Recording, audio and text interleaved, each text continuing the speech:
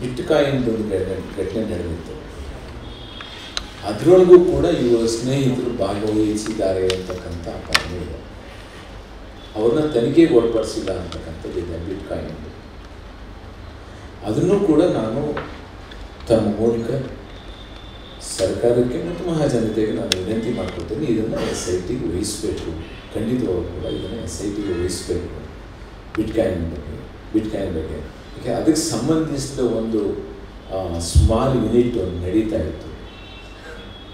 ಅವರು ಒಬ್ಬರು ಜೈಲಿಗೆ ಹೋಗಿದ್ದಾರೆ, ಆಮೇಲೆ ಒಂದು 4-5 ತಿಂಗಳ ನಂತರ ಹೊರಗೆ ಬಂದಿದ್ದಾರೆ. ಅವ್ರ ಜೊತೆಗೆ ಯಾರ್ಯಾರು ಪಾರ್ಟ್ನರ್ ಇದ್ರು ಅನ್ನೋದು ಒಂದಷ್ಟು ಮಾಹಿತಿಗಳಿದ್ದಾವೆ, ಇವ್ರಿಗೆ ಸಂಬಂಧಪಟ್ಟವ್ರ ಮಾಹಿತಿಗಳಿದ್ದಾವೆ.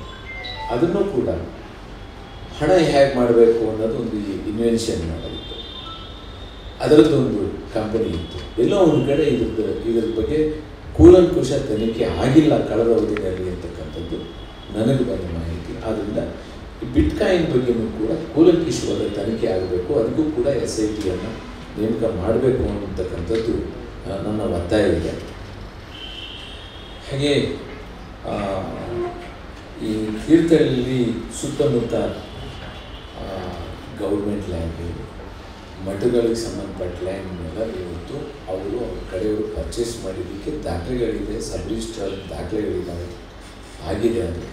ಅದರದ್ದು ಕೂಡ ತನಿಖೆ ಆಗಬೇಕು. ನಾವು ಅದನ್ನು ಸಂಬಂಧಪಟ್ಟ ಸಚಿವರಿಗೂ ಕೂಡ ನಾನು ಅದನ್ನು ಮನವಿಯನ್ನು ಕೊಡ್ತೇನೆ. ಕೃಷ್ಣ ಬೈರೇಗೌಡರಿಗೂ ಕೂಡ ಅದನ್ನು ಅವರ ಮಂತ್ರಿಗಳಿಗೂ ಕೂಡ ನಾನು ಕೊಡೋದಕ್ಕೆ ತೀರ್ಮಾನ ಮಾಡಿದ್ದೇನೆ. ಅದರದ್ದು ಒಂದು ತನಿಖೆ ಆಗಬೇಕು ಅಂತಕ್ಕಂಥದ್ದು ನನಗೆ ತನಿಖೆ ಆಗಬೇಕು ಅಂತ